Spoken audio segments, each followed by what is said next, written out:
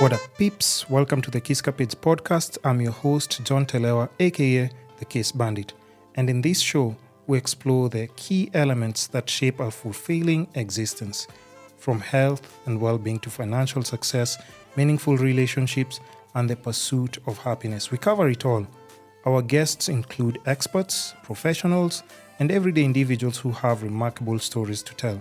Tune in to learn practical tips, gain valuable insights, and discover strategies for personal growth and transformation. Whether you're seeking to improve your health, build your wealth, enhance relationships, or find lasting happiness, we got you covered. Welcome to today's episode.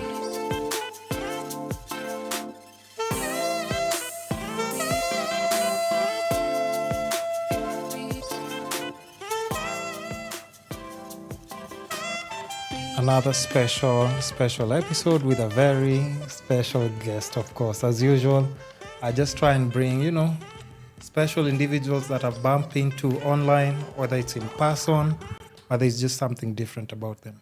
So, before we start off the conversation, I want you to tell people your name and what you do, and of course, I'll take the conversation from there.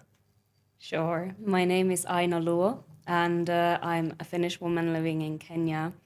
And what do? I do many things, but I guess I would most like to be identified as a content creator. So I have a YouTube channel. That's my main thing. Oh, that's your main thing, content creation. I'm not in terms of income, but in terms of what I was I'm just building. about to say, like, what? What? Because, of course, for all content creators before, like, you set your place in that position where you can just say, like, it's YouTube that's feeding me. I think, I envy those people who can say that for now. Yeah, heading there. But that's always the goal, right? Yeah. So the most interesting thing is that I actually reached out to you randomly on on Instagram. Yes. After I saw your video where you were doing like apartment hunting in Nairobi. Yeah. And the craziest part is like same time, I think last year, January, I was going through the same. And I was moving to this place. So I was just house hunting from one place to another. And it took me probably 1.5 months before I got a place that I actually said like, okay, I'll settle for this. Yeah. It has all the basics for everything. But also, like, most importantly, when it comes to you, of course, my first question would be like, okay, have you moved to Kenya permanently? Because I could see in your videos, like, you were talking about this is your second time here, or it's just some place you've decided to stay until you figure things out and then go back to Finland. And why Kenya? Right. Okay. So I am here now for now. I do have a job here. I do have a partner here. So that's pretty much what life is, right? So my life is here now. I'm no longer a European resident. So yeah, I'm a resident. I pay my taxes here, so now I can complain. Really? Yeah. Wait. So Okay. I've been in and out for 2 years. So I first came to Kenya. In fact, I went straight to Diani. I didn't even, go to Nairobi first in the new year of 2022.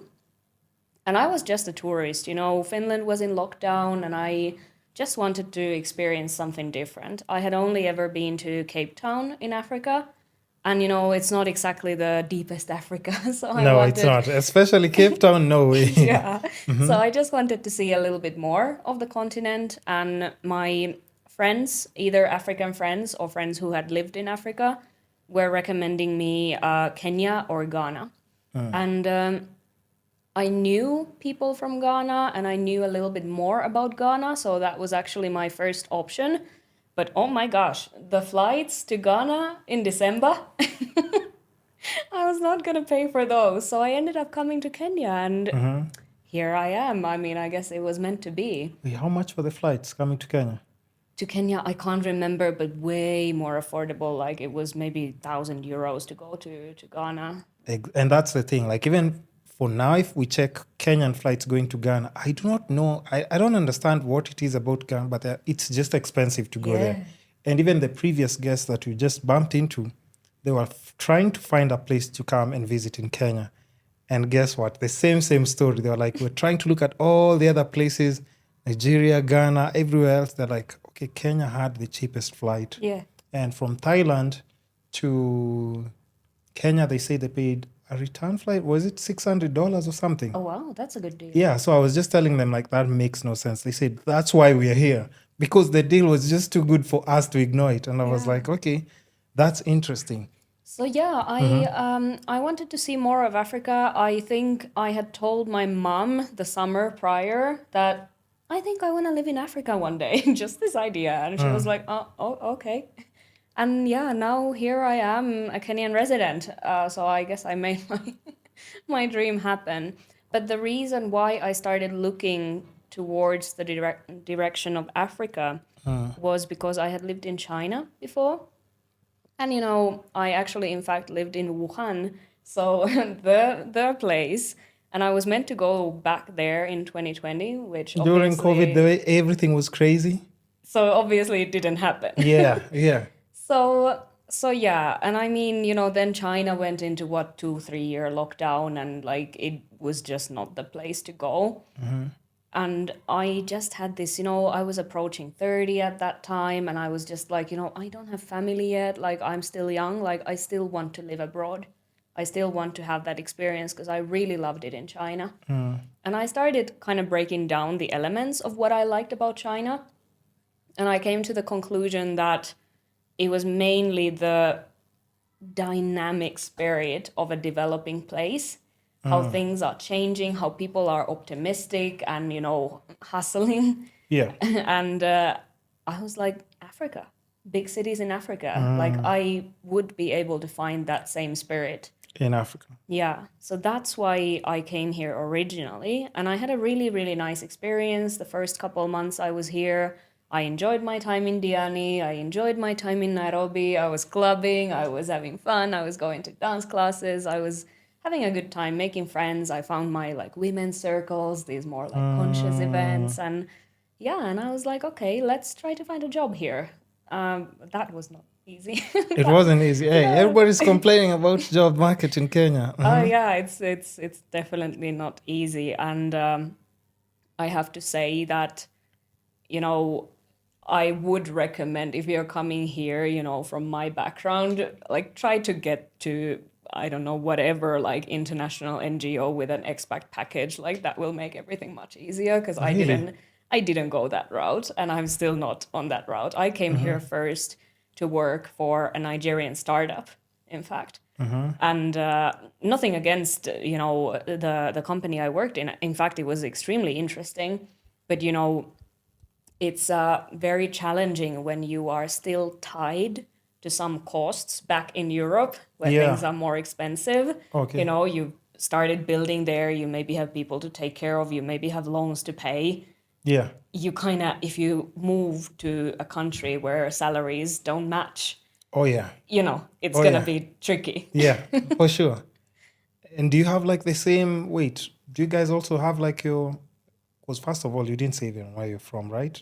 I think I said Finland. In Finland. Okay, yeah. it's Finland. Yeah. Just, okay, to context maybe to people who maybe have missed and jumped into the conversation now. She comes from Finland. How's like just the economic situation right now? Because what I know is like there's some countries like, okay, not even in Europe, like even, let's say like how Ghana is, Canada, not Ghana, Canada is facing like this way high cost of living. Yeah. I don't know if the countries around Europe are also facing something that's similar, or how's just the day-to-day life? Because I hear like you might even get like a good salary, but probably the cost of living is almost like just deducting itself into an equal kind of situation.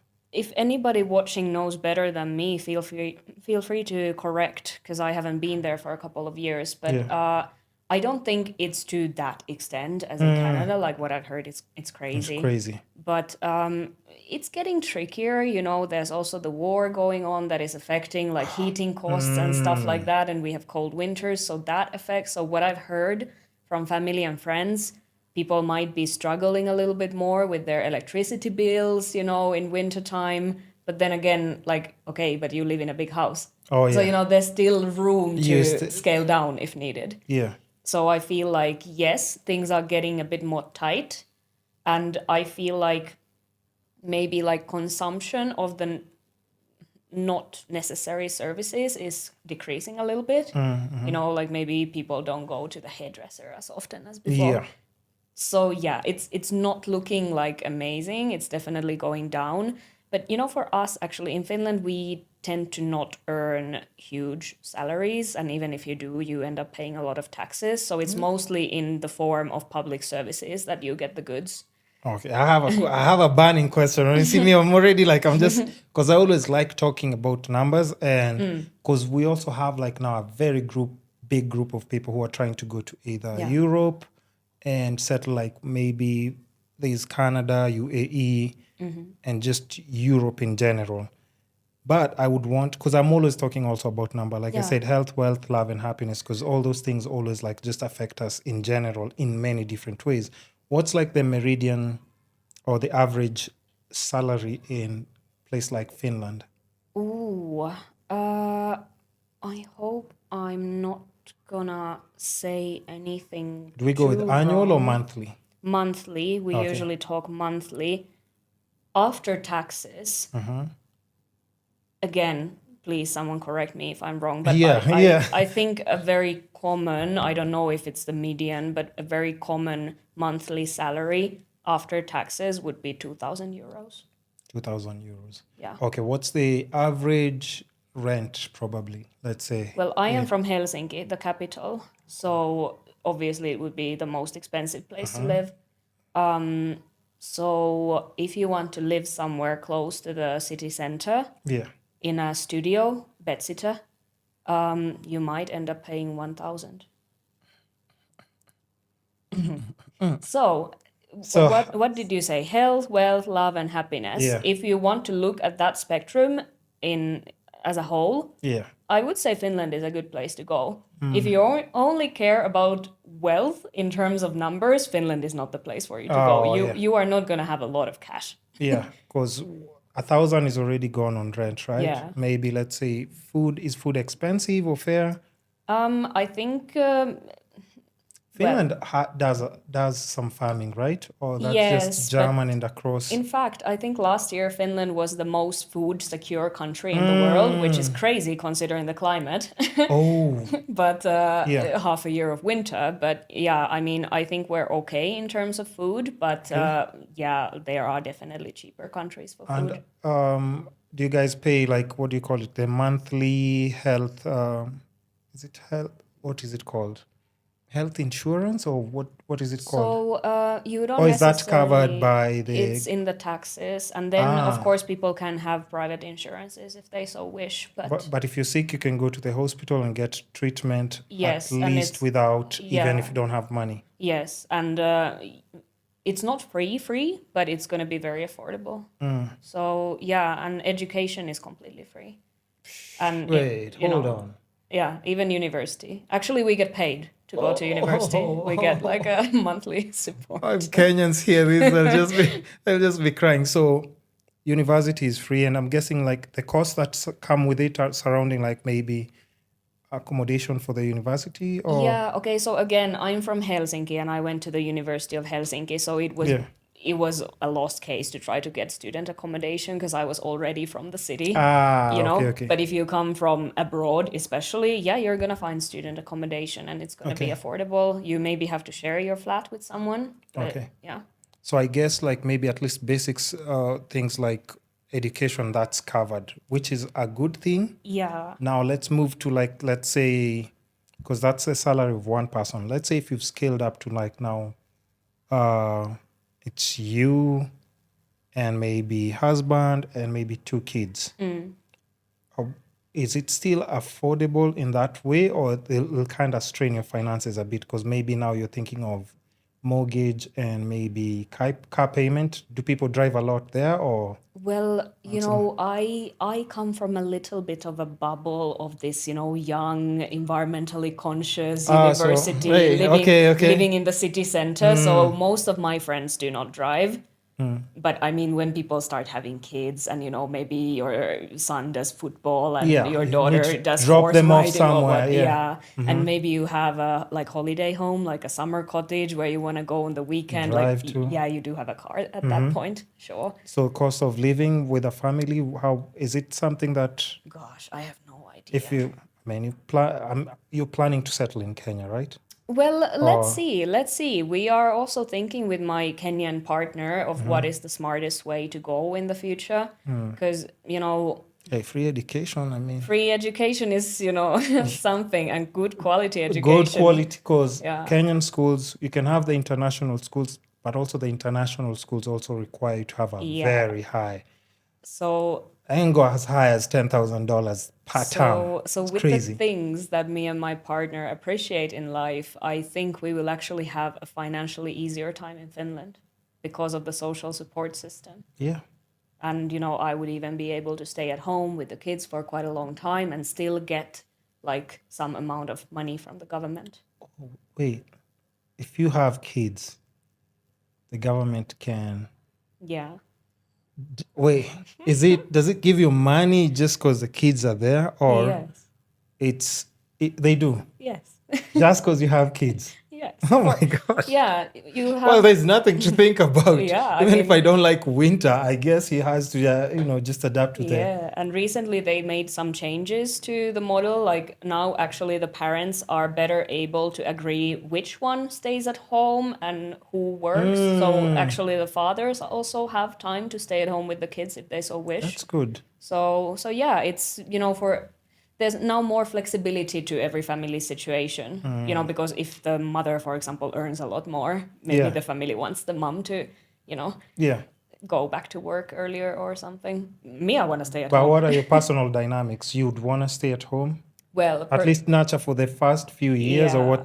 what's your mindset on that? yeah. So see, like I come from not exactly 50-50, but more that 50-50 thinking. It's a very, very like gender equal country. So, Is that where people go on dates to split the bill in half? usually yes. Wow. So, but I'd go on so many dates there. I actually have not dated Finnish men in my adult life, so I'm used to something different at this point. Oh, so even culturally, you can't relate to. Yeah. Yeah, because it's just something that's. So, I've dated mostly Asians and Africans in the like recent years. And now with a Kenyan partner, like I feel like our dynamics in our relationship are a bit more on the, traditional African side Yeah. rather than what I'm used to. And I don't mind. Of course, there's a lot of things that need to be discussed. And it is a fact, like, I speak about this in my videos. It's no secret. My guy, he grew up in the ghetto. He's made it out from the ghetto now, Yeah. but there is still a difference between where I am financially and where he is financially.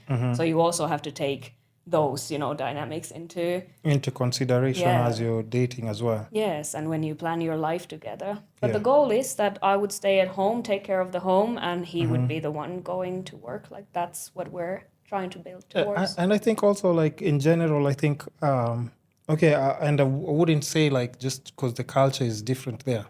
Men do okay. Let me speak for myself. I don't know. Yeah. Men enjoy working. We just enjoy Yeah. working. Let's just be honest. Even if the kids are there, and I've been in situations maybe where dating someone and they have to go to work from probably morning till around 6 p.m. By the time they come in the evening, they don't even want to smile at anyone.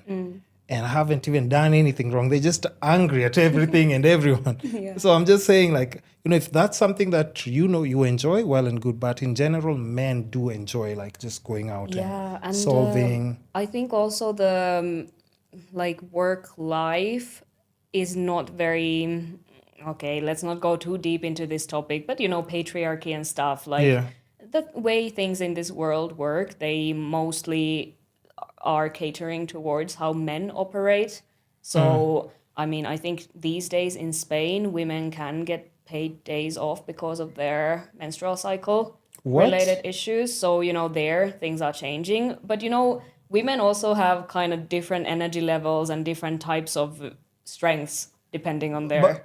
But that's true. Yeah. And I think at times, I think just the modern ways and days where we are, if we both looked like, let's say if you're a partner who's like, in a household where mother and father, if we both picked our strengths Yeah. and use them to our best ability, everything will just take off. Yeah. But if I switch what I'm good at and hand it to you, as much as you try, you'll still be straining kind of. Yeah. Because if you leave me with 2 kids in the house, I will be dying. Yeah. I'll be dying. But if we just switched it the other way around and somebody like, let's say a lady who actually enjoys it, because I grew up with my mom, like just nurturing and stuff. And I think it's helped me to turn out the way I am. Yeah. And also, I feel like, it's for every family to figure out like what works best for them. Yeah. And what I appreciate about Finland is that there is more flexibility in making those decisions. making those decisions. Because, I sometimes get a bit of a weird look from Finnish women when I speak about these topics. I'm smart. Like, I'm educated. Like, I have what it takes to make it in the corporate ladder and things Yeah. like that, but I don't necessarily aspire to, dedicate my life to that. And some Finnish women are confused. Like, why not?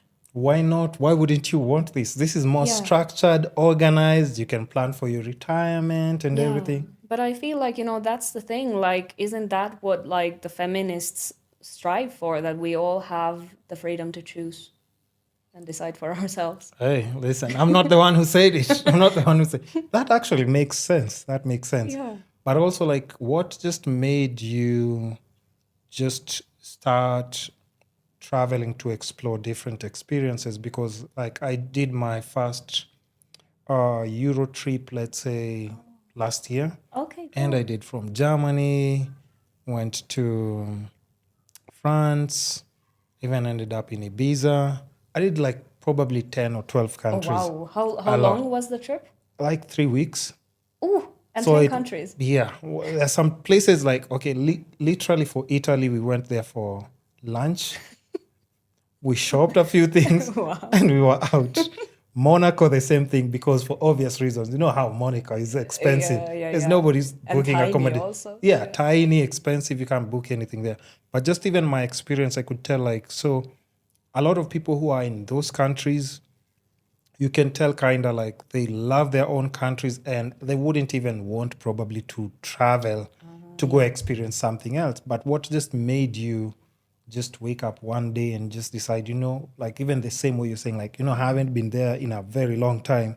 But what makes you wake up one day and just go place where people talk completely different, culture is different, food is different, weather is different, and just I weighing guess, it out. Well, anyone into astrology would say, like, I'm a Sagittarius, and I am. I don't know if that's it. But I feel like it was always in me. Like, from the moment I had a chance to go abroad, Yeah. I wanted to go. Like, even, in Finland, we need to learn both Swedish and English. And I had the choice to take, like, whether I start both of them in elementary school or the other one later in middle school. And I wanted to start both of them in elementary. Like, that was my choice, not my parents. Like, I was like, okay, give me all the languages. Like, Yeah. So, yeah. And in high school, I remember with my high school sweetheart, we made a trip to Rome, like, immediately when we were, like, 18 and able to do it. Like, I just wanted to go.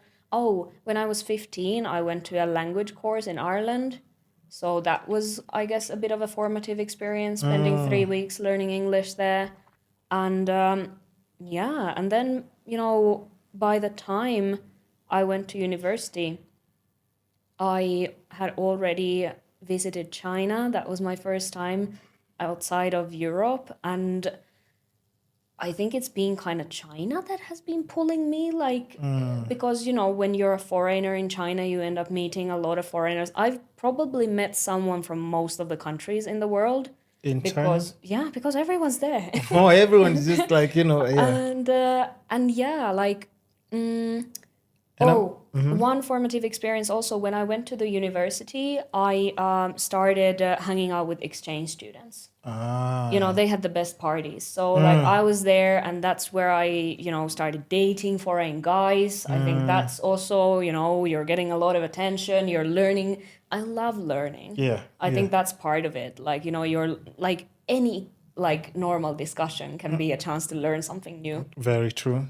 So I think all of these things together, they just like made me, very used to international environments and open-minded to actually just learning. Yeah, for sure. Because, someone says like something and you're like, what? Never thought of it like that. We don't do it like that here. And then you start, it can happen even at home, this like reverse culture shock. Like you've been to the exchange student party, then you go to your own faculty party and things are different. And like you don't even understand what am I supposed to do now, because I'm already used to something that's completely different. So then at some point, I think it was not being used to the Finnish way of doing things. So it was maybe even a bit of an escape to go back to the, international environments. I think now I'm okay. I can appreciate different ways of being, also the Finnish way of being. But it just became you get like, to pick and choose what you actually works for you. Yeah, it just became home for me. I think also because a lot of the people who actually do venture abroad, they do have this kind of open-mindedness and hunger to learn new things, see new places. Yeah. And there's something I can say, for example, with all my, long-term relationships, they've been with foreign men. What is common to each one of them is that they did not see the potential for them to grow as much as they wanted to in where they came from. So they ventured out. Okay. So they had to force themselves out of the environment that they already... Yes. In my partner's case, it's out of the ghettos of Mombasa to Nairobi. It was not abroad, but it's the same story still. Yeah, because you're coming out of a completely different place. Nairobi is a whole, hit the ground running, because you have to. Otherwise, it's going to be a bit tricky. Yeah. And also, even in that aspect, I wanted to ask you now, because now China probably would be, I don't know how it is like for someone who's white, but I'm guessing it's going to be slightly easier. But now when you take a switch and you're moving to Africa, that's a whole different ballgame. And like I've said, I've really adjusted this light so much. And even at its lowest setting, you're still glowing. So if you're white, you're actually on the extreme white person that I can say. Yeah. If you just stand somewhere, you really stand out. But just how is that just landing in a country like Kenya, and even now just trying to adapt and do everything? Because I've seen most of your videos, you're talking about just your situation. And like I say, there's nothing wrong with that, because that's what you're experiencing then. And that's what people will be like, okay, so even if we're correcting you or engaging with you, because your video popped up and actually caught my attention. I was like, okay, let me just see and invite the guest. So how is that like? How was that experience?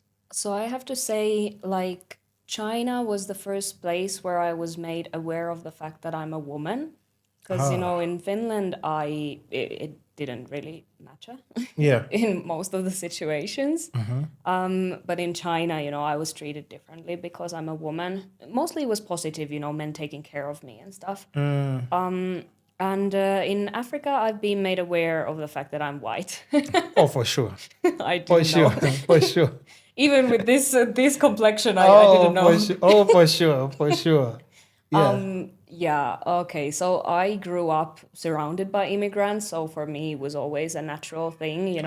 Everyone always likes to repeat Finland is so white, but my neighborhood wasn't. I don't come from a wealthy neighborhood. I went. Also, immigrants were always just part of I went to school with refugees. So for me, it was always normal. I don't know, color was never really brought up. But until you land somewhere where So here I've made aware of it a lot. In China, I have to say, when I compare my China experience with my black friends who lived in China, it's very similar. Oh, It's very similar. The difference comes, like, I never worked in China, but some Yeah. of my African friends did. So they did get discriminated in the job market because, often foreigners in China, at least back then, used to get a job teaching English. And, the international schools, they want to show a white face yeah. to the Yeah. parents. So that's where the difference came. But, all the attention, everything, like It's still we the had same. very similar experiences. But I have to say, for me, being a foreigner in China, it was always a positive thing. I always got positively discriminated against, like getting, I don't know, Explain. like, okay, I didn't do a lot of clubbing, but for example, it would have been very easy for me to get into the club, get free drinks, I things get like you. I that. get you. Yeah. I don't know if it's because I actually spoke very good Chinese, but no one ever Can tried to scam speak me. good Chinese. Maybe not anymore, but back then, Oh, okay. yeah. I mean, I haven't used it. But in I'm sure years. if you hear people speaking it, like, Yeah. those kind of situations. I can do small talk for sure still. Okay. But so no one ever tried to scam me or anything. No one ever tried to get more money out of anything. Like, it was a bit annoying, when you've lived somewhere, you speak the language, and still everyone's pointing out, like, oh my gosh, you know how to eat with chopsticks. Like, yeah, I would die of hunger if I didn't know how to. But, it was really easy, the experience there. Here, on the other hand, it hasn't always been easy. I mean, I found my community. I found friends, with whom we are completely, on the same level. Yeah. Color is no discussion point at Yeah. all. It's irrelevant. But that's not the experience on the streets. Or as you're walking, just casually, it's a whole different experience. And I don't mind like some old lady with a smile calling me Muzungu, like, who's gonna take offense of that? Yeah. But I do mind if a group of men follows me for a distance, shouting Muzungu, Muzungu, calling me Grown men. calling me a white bitch.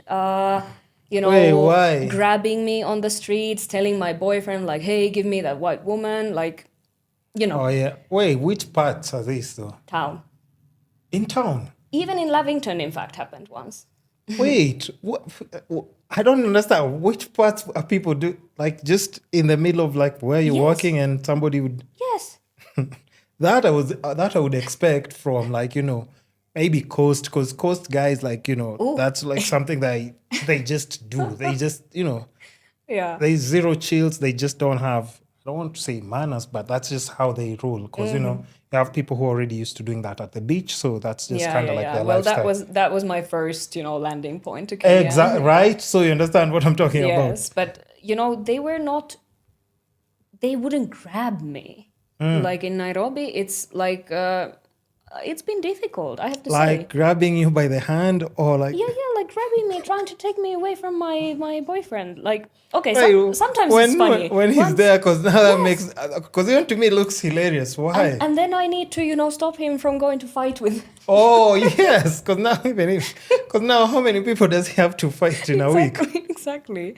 No, it's ridiculous. But sometimes they are funny. Sometimes yeah. once someone shouted us like, "Oh, zebra crossing passing," because Wow. he's very dark. Wow. So, yeah. So the black and white contrast.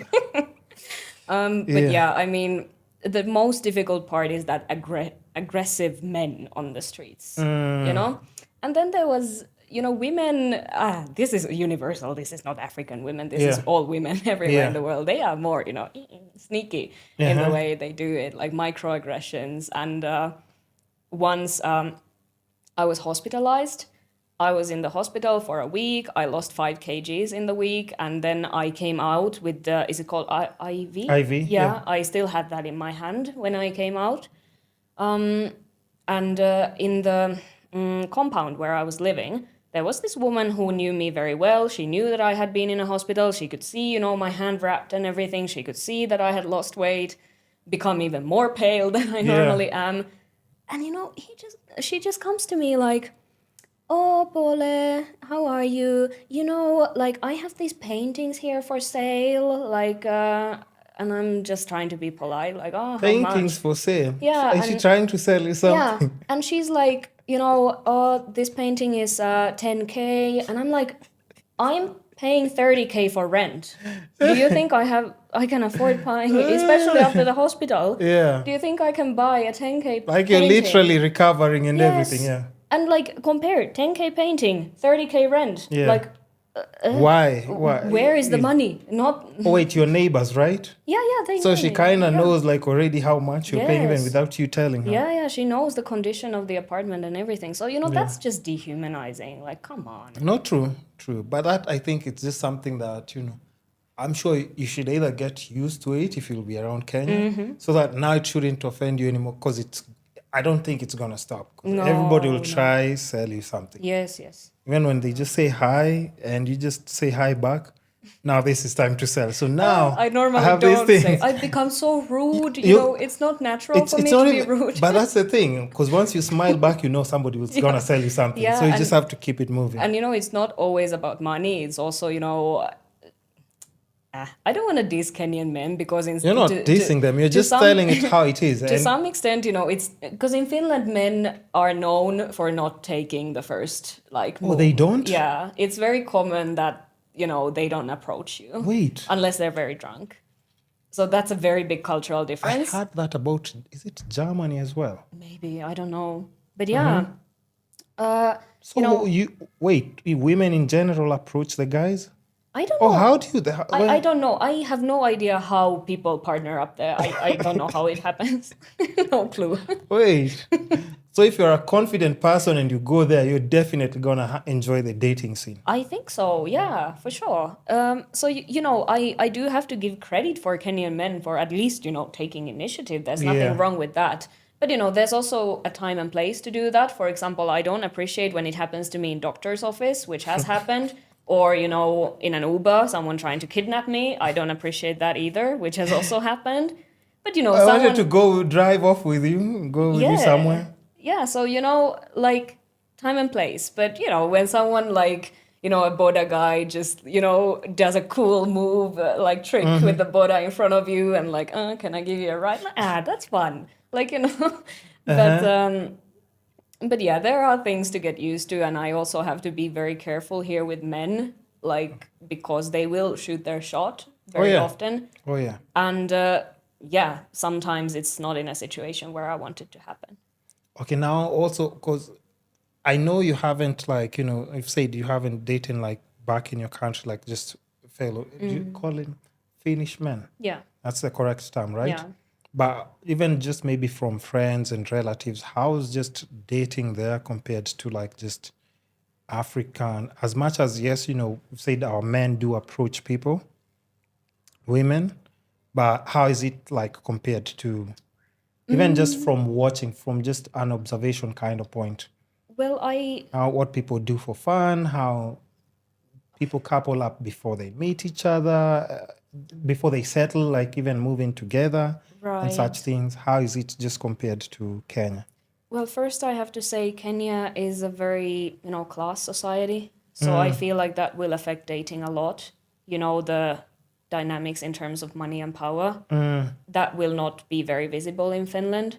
Oh. Because we are kind of equal. Everybody will act kind of okay. I mean, obviously there's differences, but not as much as here. But not as much. So I feel like here, those situations might often lead to very imbalanced dynamics and people using each other. So I see that more here. Very true. Very true. In any direction, people can use each other. Very true. So, and also, let's say family planning is much more common in Finland. So much less unclear situations in terms of... Explain that. I mean, there's less babies being born out of, casual relationships and stuff. Oh, yeah. So... There are a lot of... Okay, I don't know whether you've noticed, because depending on how long you're here, even just in general, now there's just... I don't know if I call it an epidemic, but we have a lot of single moms. Yeah.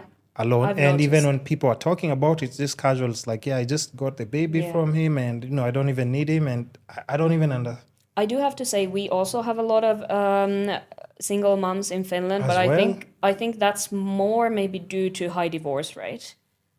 I don't know. But somehow the dynamics are a bit different. But yes, I've noticed. If I go to beauty salons, for example, it's often a single mom who's, taking care of me. So yeah, I just feel like things are more complex here because of all these different Actually, the class dynamics. thing, Yeah. actually, that's like the biggest factor, I think, that's just end casual. Do people get married there, or they can also just have kids without even marriage? Like, You can like what's common? Because kind of dating now and marriage is completely different. And even for yeah. me, I won't even lie, I would want to have something that's close to normal. Because things are just too complicated right now. I mean, Yeah. it'd be like, what's wrong with just having, like, a wife and kids and just living happily ever Yeah, after? I don't know. exactly. I mean, I'm the same, and well, especially in an international situation, Yeah. I want to lock the relationship in with Yeah. marriage because Yeah. it will, when you have two different passports, things get very complex if you're not married. But yeah, so that's my observation. Like, if Nairobi is famous for all this like character development that you need to go through Yes. because of the Yes. dating scene. Yeah. So, but I don't know if Nairobi is like. Presents the whole Kenya very well because then again I do see that very traditional family dynamic like here like the woman is maybe at home, the husband works, and you have your kids, and like Yeah.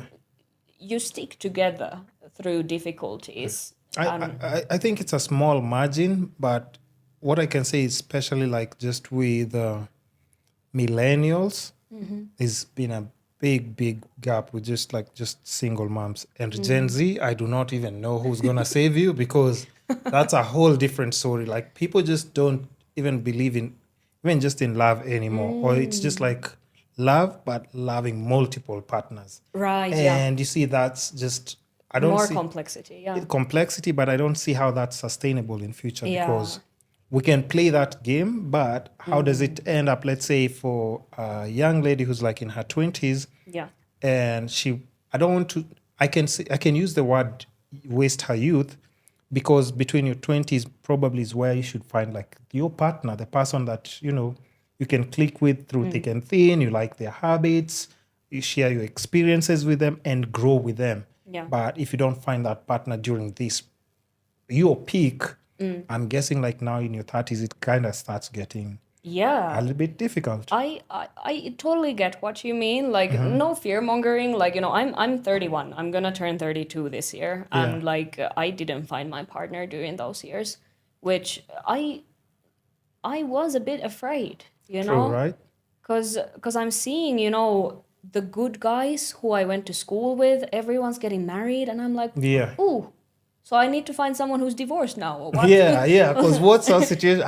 Who will I grow with now? Yeah. Who will I have these experiences in my 20s so that we can talk about them probably even when we're in our 30s and we can talk about good old days. And I think there's now people are skipping that part. And I think that's like the most important and even special part. Yeah, I get your point. I have to say, I come from a background, again, maybe my age group in Finland is a little bit like Gen Z's here now. Like, po- po- polyamory is quite common. I have Finnish Really? friends who live in relationships like that, and they seem happy. I'm just like, oh, not for me. It's just working Yeah. out casually just like that for them. Yeah, it's working out, but I feel like maybe these are also women who don't necessarily want children. I think that simplifies it a But lot. what about long term though? Because I'm Yeah. always having this conversation, and I even want to know. Okay, of course, for you, I'm sure, like even how you're talking about like family and everything. That's what would make you happy. Yeah. But even like people who are doing that, like the polyamory thing, how is it sustainable? Probably, let's say when you get to your 40s, Yeah. because all your friends will probably be married with their kids, and even if you're trying to hook up with guys are looking at younger girls because let's say you're 40, you're competing with girls who are between 39 to 18. That's a whole different big group of women that you have to compete with. Yeah, I don't know. Maybe, then at that point you need to move somewhere to, I don't know, Thailand, to some You have to. commune, You like have hippie to. type of life, which Yeah. I don't know, could be good life. But yeah, I kind of agree with you. I'm not gonna judge people. Just live your lives however you want. But for myself, I think I want that, typical traditional thing. Yeah, I think we all kind of, I'm sure people, like you said, character development, maybe bad experiences, even maybe at home, that affect how people view relationships. But if you think about it wisely, like long term, let's say even if you're old, I mean, it would be nice your kids to come and visit you. You don't want to be old and nobody's coming to visit you, because as we grow old, we also have to admit we know eventually our parents won't be here. Yeah. So it's going to be us who are old. So if you don't have kids or grandkids who are coming to visit you, that means you're alone.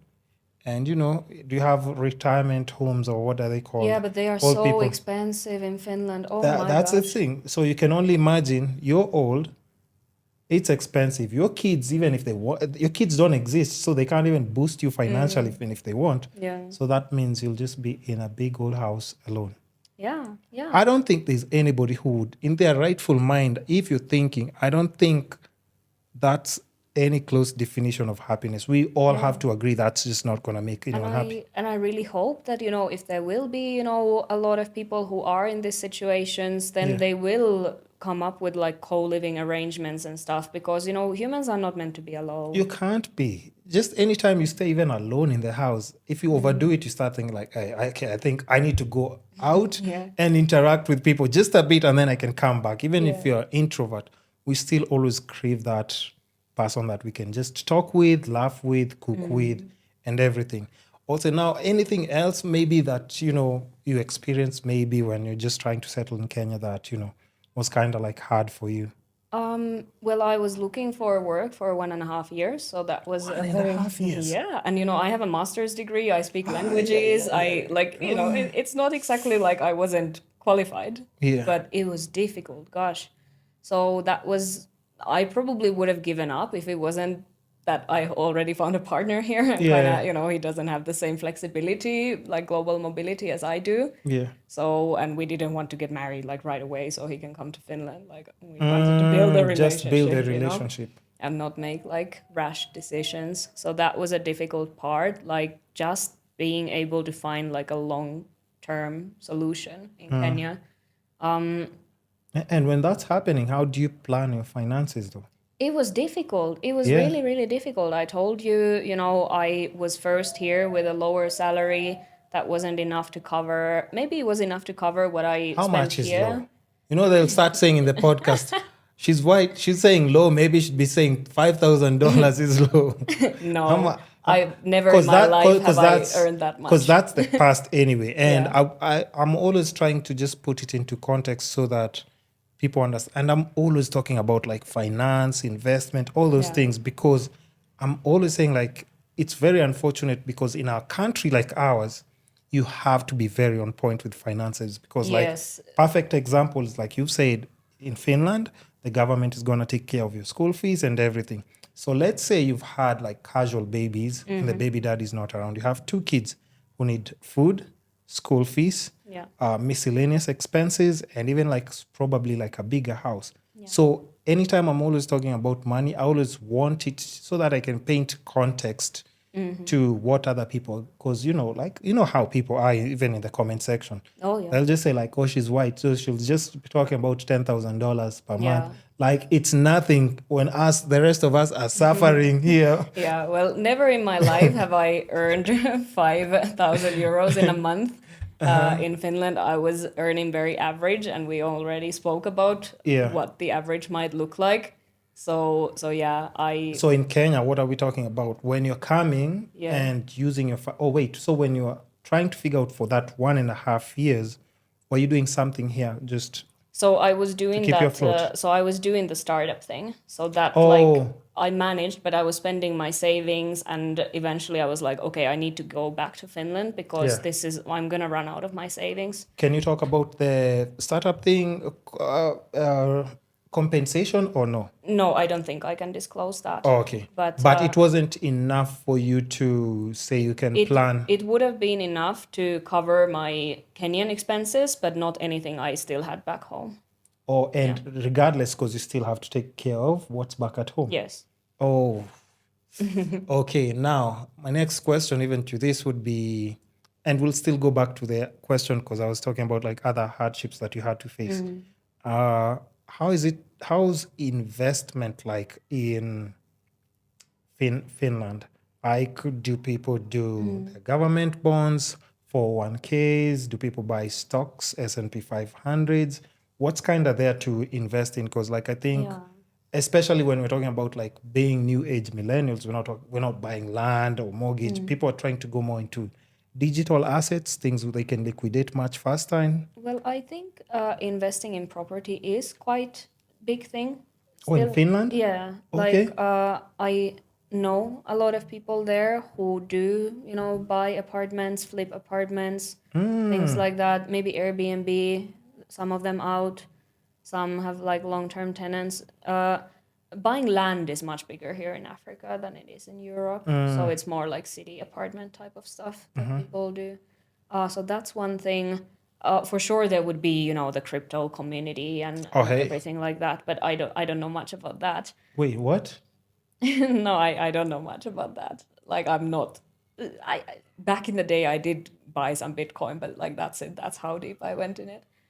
You need to check your wallet because do you know where Bitcoin is right now? Yeah, no. Or did you even lose your passwords and everything? No, I do have access. I do have access, but trust it's me, not something that I'm not interests making you. bank. I'm not making bank with that. Oh, okay. Then people buy like Okay, what's your interest when it comes to investing, especially for like, because like you said, if you're planning to to settle down and do the family thing, I'm sure like everyone wants like it to be slightly easier because the older you grow, you don't have the same energy to perform the same tasks. Yeah, so we have like a pension system in Finland, but obviously you should plan a little bit more because as the population ages, like they can make changes to it anytime. So there is pretty well functioning pension system already, which obviously me now working abroad and not being even a Finnish citizen, like not citizen, like resident, it complicates things. Yeah, for you me, can't rely pension-wise. on it. You can't rely on it. So like I'm interested in properties. My family has always been interested in properties, so that's one thing. But then I'm so bad in English with these terms, but like these what is it called? Like when Insurance? I'm really losing the word. Like Just describe it. like not buying an individual stock, but like Oh, that's like ETF, like a pool of sort of pool of stocks. Yeah. That could fall under ETFs. Yeah, Like I think I'm looking for another word, but yes, close enough. It's ETFs. You buy a pool of them, and then maybe you can choose whether you want them to compound interest or if you want dividends to be paid off. And there are these certain ones that are tied to like the general trends, and so those are pretty common. So a lot of people invest in those, like for retirement, like long-term investment. Like every month you put a little bit in. Because you want the compound interest to just keep rolling. And trust me, I think it just works miracles. Because it's crazy because I tell people that that's the one thing, especially like in Kenya, if you get into, you'll kind of be set in a very good way because like our systems are still developing. Exactly. You see, taxes in other countries, crazy. Yeah. Capital gains taxes, crazy. I think that's why maybe Bitcoin and these things never became like as the massive of a taxes are thing. crazy. Yeah, the taxes are massive. So it's very hard to get a lot of cash in Finland. Like, do you know how much tax we have on crypto in Kenya? I don't know. What?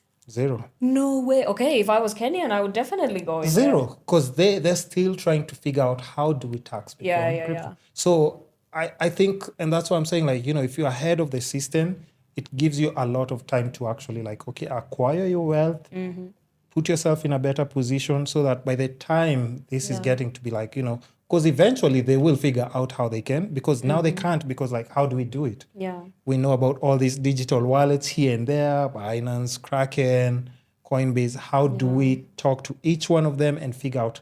In fact, the proposed tax, the president said, we're thinking of taxing the crypto people a certain margin. And do you know what percentage he said? Just take a wild guess.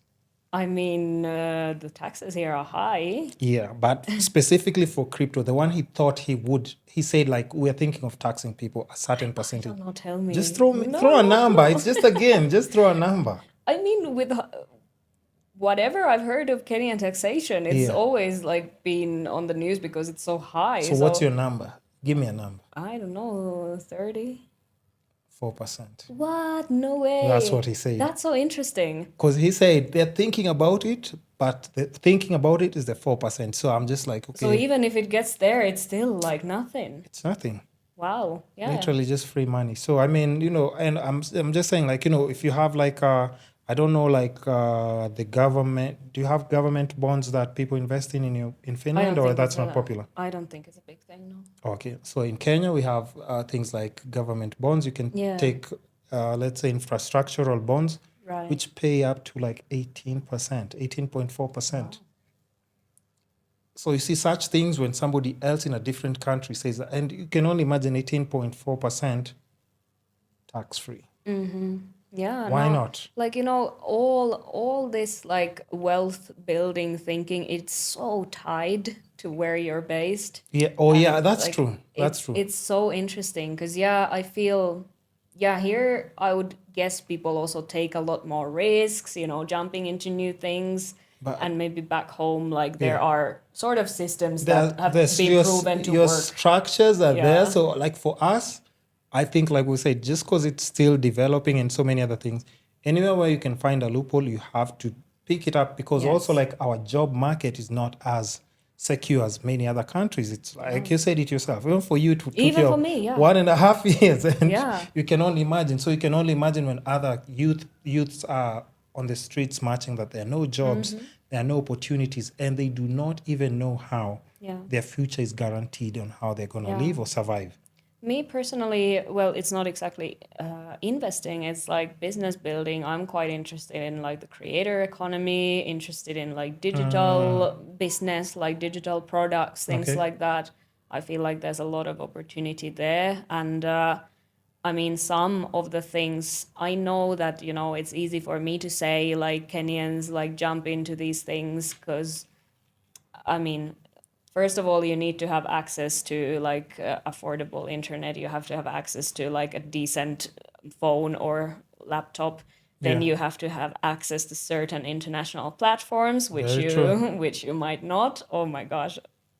Don't even get me started on PayPal. Even being able to just what do you call it, monetize also, like just with a nice way where your finances are actually checking into your account without any complications from government or other systems. It's kind of tricky. It is. But even talking about that now, like just to touch on your content creation, like what's like just your plan on projection on that?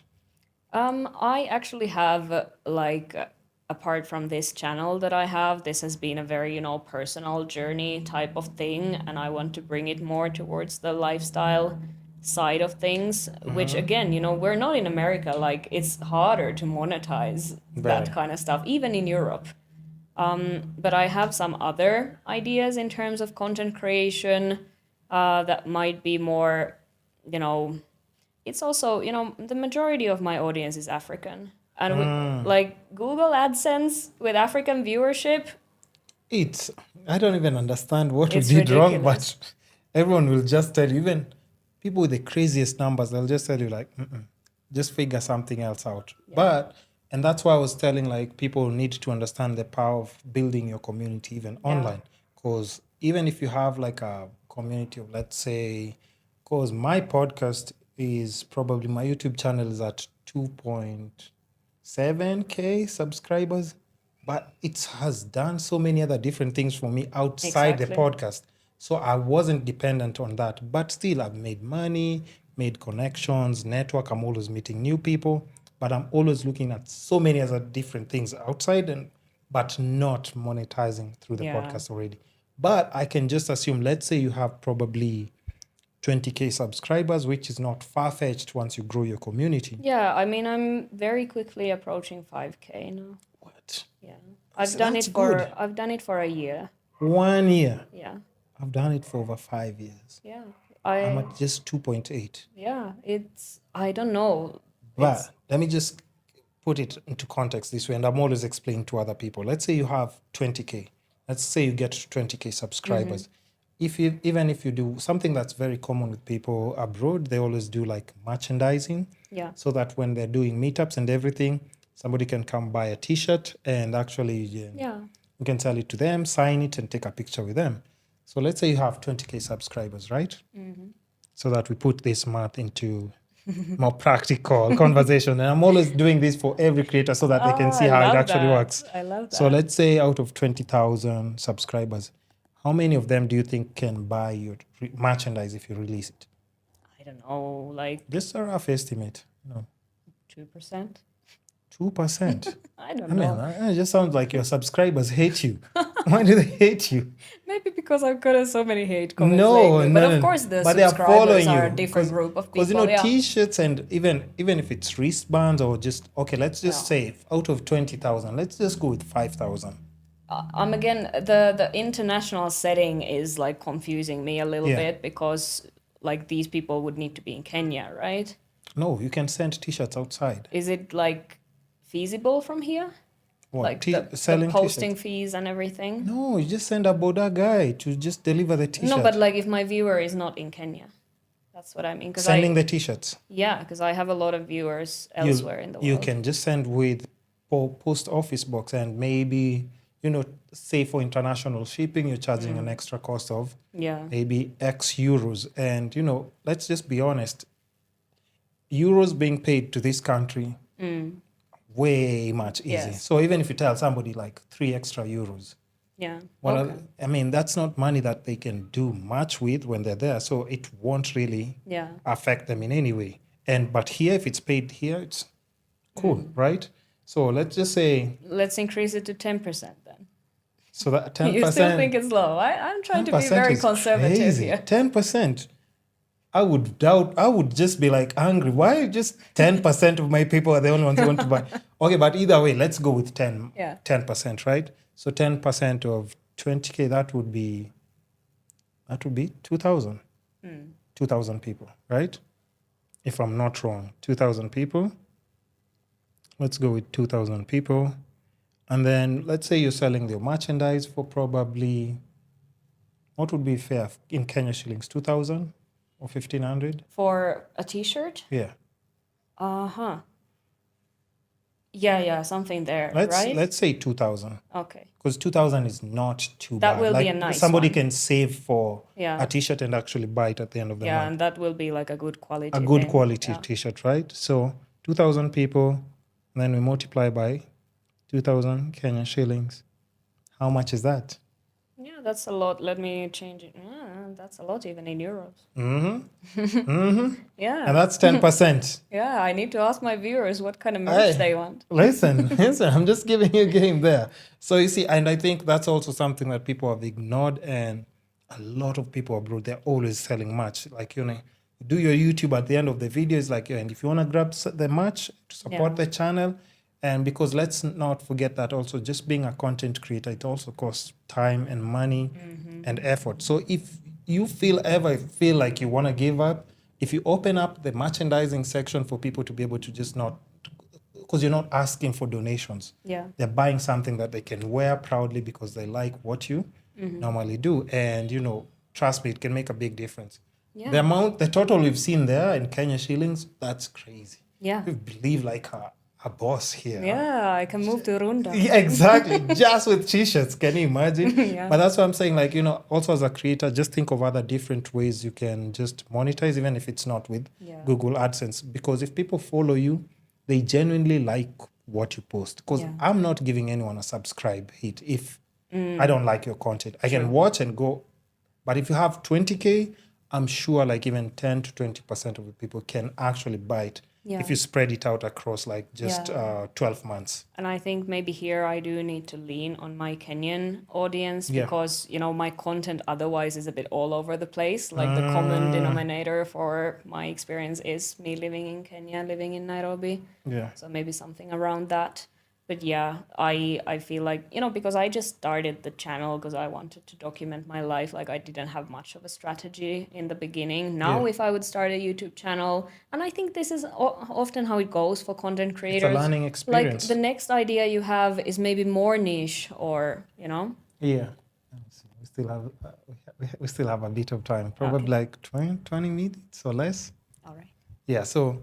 so content creation is not easy, but if you find a way that you can please like your audience, because even when people are always saying they want endorsements and brand partnerships, the brand partnerships come because they want your audience. They don't want you. Yeah. They want your audience because they can see the number of people that you can reach. So don't forget how you can reward your audience and make them also like just boost you in whatever it is that you're doing. Start doing like more apartment, what do you call it? Apartment hunting, probably in a whole different country, just showing people how it is. But also now, just balancing like finances, let's say, as the way you've said now you said you're paying your taxes here, right? Is it on the, do you feel like you're getting the full benefits of a taxpayer? Because if you're paying taxes in Europe, yes, it might be high, but you do have like your free medical. Yeah, You have in your Finland, education. yeah. But how's that compared to Well, like here? honestly, I do not know if I'm getting anything here. I can't see it. You tell me, where is it? No, that's what I'm asking, because you've already mentioned all the good things that the government will provide there. And I'm just trying to think about like, okay, even me as a Kenyan, as a taxpayer, I'm trying to figure out like, what exactly is the government? I don't understand where it's going. They were repairing a road in town today. Is that my tax money? I don't know. No, that's money. Okay, first of all, here's the thing. When they do such things, that's where the bonds come in. Infrastructural bonds, it's the government has actually borrowed money from people, right? Which it's gonna pay back. And that's how money, because if I've bought bonds, they're using my money either way. They're not using the tax. So I don't understand where the taxpayers' money goes. Because where it's supposed to benefit people, those people are in shambles. Yeah. There's a lady who came here and said, this is also was very sensitive because I posted on TikTok.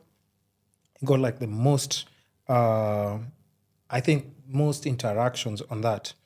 And she was talking. She was a young single mom, and she was talking about her experience giving birth in one of like the government medical institutions. And believe it or not, because I want to know your reaction and tell me if this can ever happen in Finland. After giving birth, because it was in she did C-section, right? And they were sharing a bed, 4 mothers, What? 1 hospital bed. You do know that's common in Kenya, right? No, I didn't know. You share beds, 3 Oh my gosh. or 4. So my 2 experience, if you're lucky. I was honestly a bit traumatized by my hospital experience here, but at least I had my own bed. Especially because now you can choose, like, if you have your Nairobi hospitals, Aga Khans, those are like, consider them private, but government hospital, and we're talking about giving birth. So you see the thin hospital bed, 3 or 4 mothers. So what happens, you can put your babies and then just watch them and then just lean at the side of the bed like this. Or if the kids are at the nursery, you can get to spread your back a bit and rest. And you can imagine this is after like a C-section surgery. Well, I mean, I already mentioned my partner's background. So, like, I do not only, spend time with like university educated Kenyans, Yeah. like rich kids. Like, I mean, I have friends from a lot of walks of life here in Kenya, and the stories that I've heard, the struggles that my friends have been through, Crazy. like, it's something else. So even for her, and I don't want to play it maybe because background music that I had put and everything, but out of like just the 759 comments of other mothers saying like, I experienced the same thing, I experienced the same thing. So we have like, even just in my comment section, at least 400 women who were saying they shared a hospital bed with somebody else when they went to give birth. So you can only imagine, and we're talking about people who are doing C-section. And you have to share like 1, 2, 3. And first of all, you go to the comment section. There are, I think, like 3 or 4 who said like they just gave birth on their own, not in the bed, hospital bed, on the floor, because the beds were overpacked and everything. But I'm just talking about like such experiences and that's why when people need to understand, like when you're paying taxes, and even the government is talking about taxes, taxes are supposed to make sure the citizens don't undergo such things. In my hospital experience, it was a private hospital, and I had an insurance, so luckily I did not have to pay the 5,000 euros that week would have cost me. 5,000 euros. Yeah.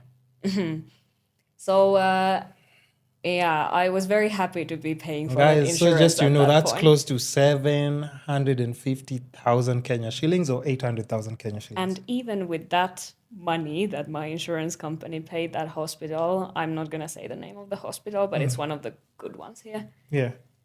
I was not in the condition to like go wash myself. Like I was in bed for 3 days. Is that serious? Yeah, it was really, really bad. And on the third day, I had been begging someone to like take me to shower for 3 days. And on the third day, I was like, okay, this is not going to happen. So let me wait. I think there will be a moment when my fever goes down And and you I'm can going to just be go. able to walk. So that's how I eventually was able to take a shower. I was constantly dehydrated because they were not bringing water, despite all of us there asking. And like that was the experience with 5,000 euros. Can you imagine? a week. That's madness. That's madness. You'd rather even pay a friend of yours who can come, who is a doctor or someone who's a nurse, and they can take care of you. Also, the nurse made like a mistake. I'm not a doctor. I don't know how serious of a mistake or common of a mistake it is, but they were injecting the medicine and it didn't go to my vein. It went to my muscle and like my whole hand was hurting so much. And then when they like touched my hand, I was screaming because it hurt so much. And as a result of that, they got me a psychologist. Because we think she's losing it. Well, I did trauma dump. I did use those. And they did charge for the psychologist, yes, 5K right? for 15 minutes. Yes, but I did trauma dump. I used the opportunity. You just dumped everything on her. You're just like, I'm so stressed out. I just told her like, hey, look, I was screaming because I was hurting. So, Yeah. but now that you're here. Yeah, now that you're here, let me just, and since I know I'm getting charged for this, why not?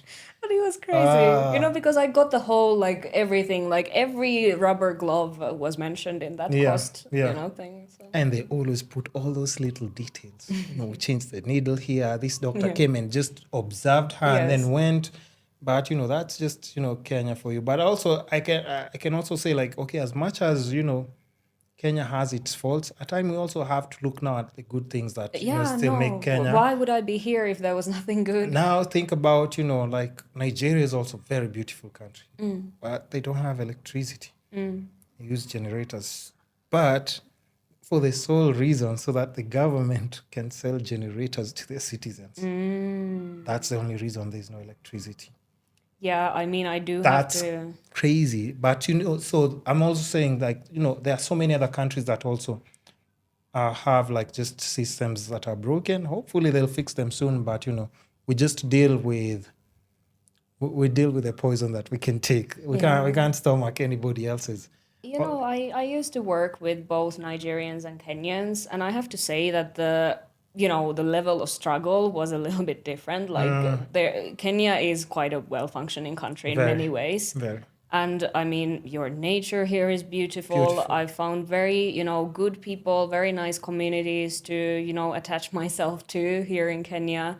And there's obviously a lot of things to enjoy. Nairobi has a lot to offer. You might need to pay for those things, but at least, there's a lot of things available here to enjoy. Mm-hmm. Yeah. So now I know as we're coming to the end, because I'm just saying like the memory card almost blinking, but where do you see yourself like probably in the next 2 to 3 years? 2 to 3 years, we will have to have a lot of conversations with my partner about that. It's not only me at this point deciding, but that will really depend on our, career situations, whether we will be here or in Finland. Is it easy to make that decision? Because now it seems like, the next decision that you make now, it's going to affect like your life in like almost forever. Because if it's introducing kids here, I mean, for sure. There, and just like once you bring a life into this world, that's a whole different responsibility. Yeah, and my partner, he's an entrepreneur himself. He's very passionate about his, life work. Yeah. And he's building here. our life plan together is to build in both countries, but we do need to, if we want to do that, there will be times when maybe we focus a little bit more here. Now these years we focus a little bit more here. So yeah, just navigating that road together will be a challenge. My contract will come to an end next year. So let's see, do I get to extend it? Do I find something else? Do I need to return home? Like that's But how do you deal with that though? You see, even like just when one door closes and you have to, I don't know, because it's not easy for everyone to just do what you do, because especially when you have like just emotional attachment to people, a place where you and grew you're up. aging. I'm Okay, a woman in my 30s. especially like even with that, and I'm always trying to talk about that in context to like when I bring in like slightly younger girls. I'm always asking them like, yes, you're young, but if you want advice, ask older women. Stop like, because when you're young, you can just be silly and Yes. you're joking about everything. But ask slightly older women, like when you get to this age, how does everything change? How do you look at yourself? How do you start like thinking about structuring your life? Yeah. It kind of starts getting like a point where you can't play games anymore. True. You just like have to structure. Yeah, and like it's I mean, if we talk about dating, you date in a very different way when you're a bit Completely. older. You look at very different things in a Completely. man at that point. Completely. Probably then it was tall, dark, and handsome.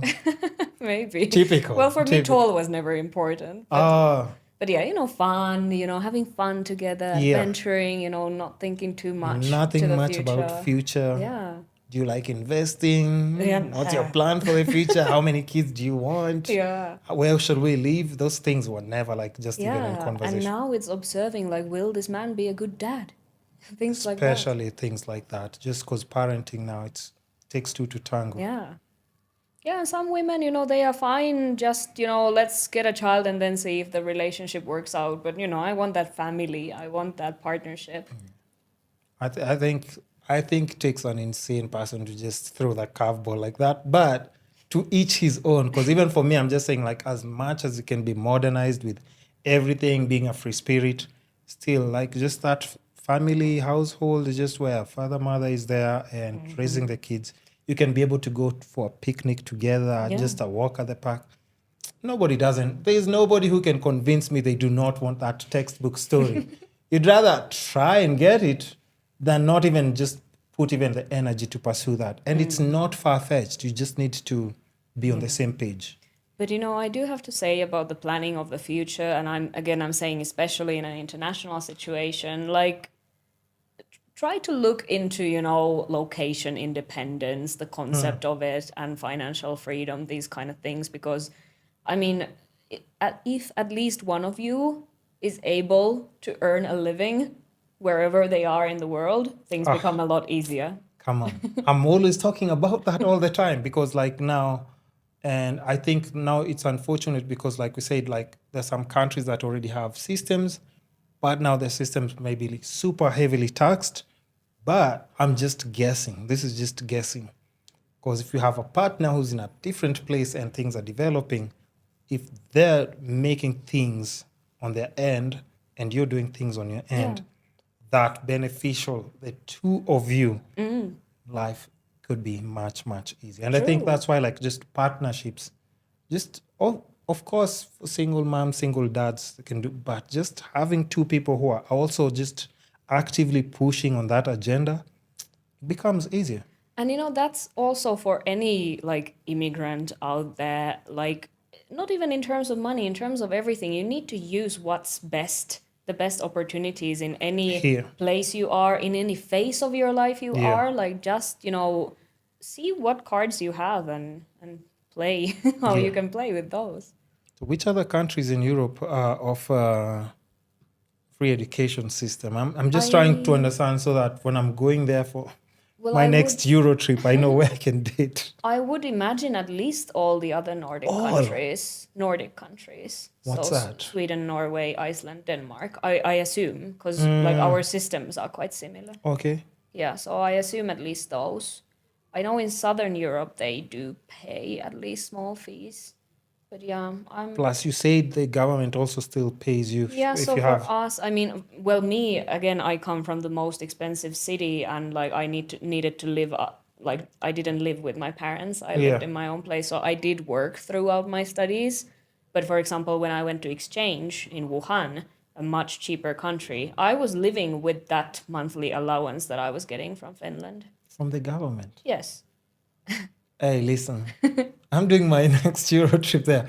And I'm also putting a lot of things into consideration in terms to settle down and everything. Go in summertime if you go to the Nordics. What's summer? Like Which months? like from like May to August, September there. Okay. Hey, listen, I'm taking notes. Thank you. Thank you for this information that I had no idea about. So, but now that makes even more sense. And I think it's unfortunate we can't plan our families based around that, because I think if the Kenyan government was paying, like, or taking care of people, like, it would have been much easier, Yeah. less cases of people depressed and just, Well, I not have to knowing. say people are very depressed back home. Although What? we were the happiest country in the world for It the was in 7th top year 10, in a row. kinda, right? It's been number 1 for 7 years, Finland, but there's a lot of mental health issues there. What changed it? Because I'm always also touching on mental health.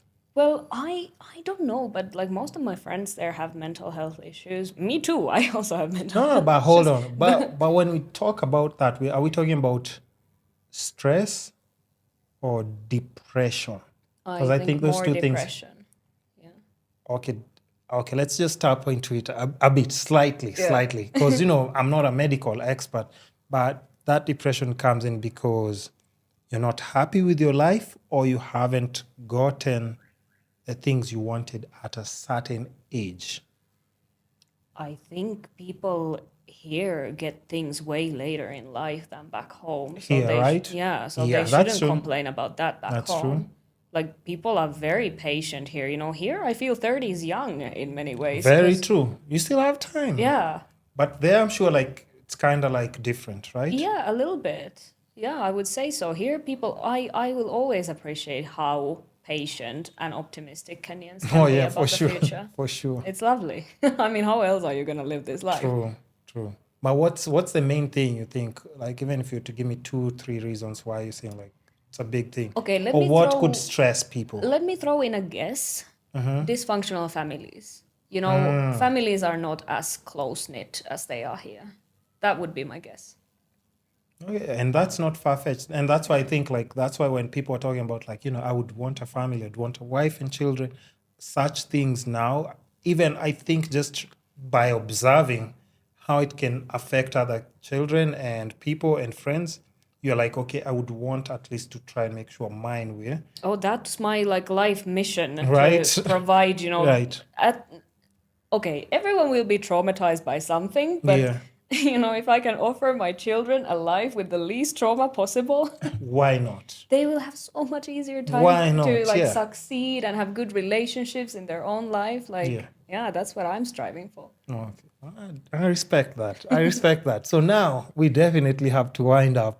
But Sawa. first, I have to just thank you just for coming to the podcast, because I reached out randomly and I was like, I'm not sure whether she'll respond. And just even like the previous guest, like you, one of the people who also like just respond, like you even apologized, didn't reply immediately, but you responded and it's like, okay, when can we do it? And like you gave me schedules to pick, like we can do it this day or this day.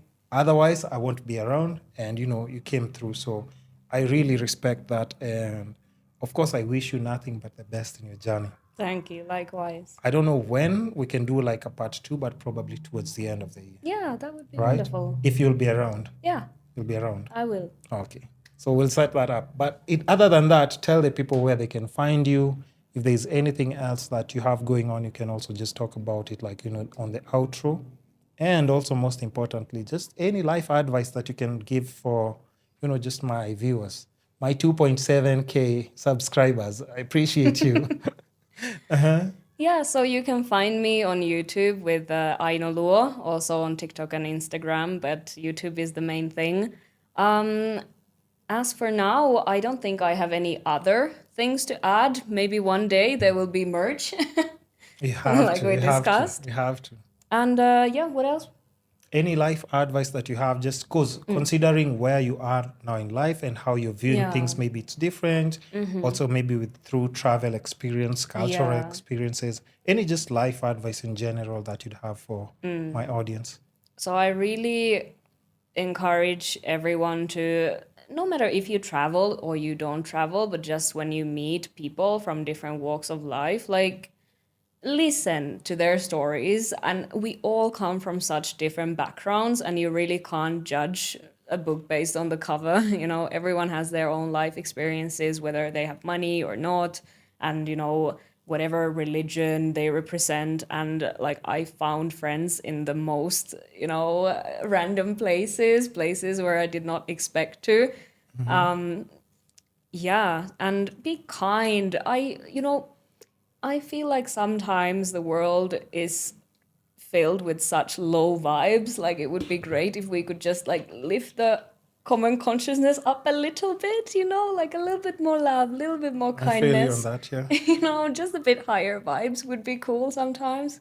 That's what I try to do. I'm not always good at that, but I'm a good, strong believer in energy nowadays. The energy that you put out there, I just think karma is just gonna somehow, like, it's gonna be served back at you. And if you find your way to success by stepping over other people, I don't think you will find that peace inside, that contentment. I don't believe in that. I like sleeping at night knowing that I haven't stepped on people's toes, I haven't stolen from anyone, I haven't made anyone sleep hungry. I just want to be in a peaceful place as I'm sleeping at night. It just keeps my head clear. But anyway, thanks for just coming through. I really appreciate you. And again, of course, I wish you nothing but the best and hope to see you in a part 2. Awesome. Thank you. Asante. Karibu.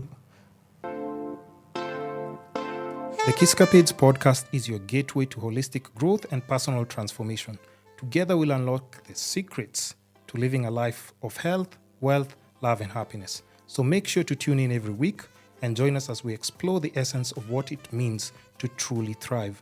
And lastly, show us some love and support in our social media platforms from Facebook, Instagram, YouTube, Spotify, Apple Podcasts, Google Podcasts, basically all the social media platforms that support podcasting will definitely be there. Even with the short clips and reels, you can find us there. And lastly, don't be shy with feedback, suggestions, or any questions that you might have in regards to the episodes or our podcast. It's the Kisscapades podcast. Goodbye.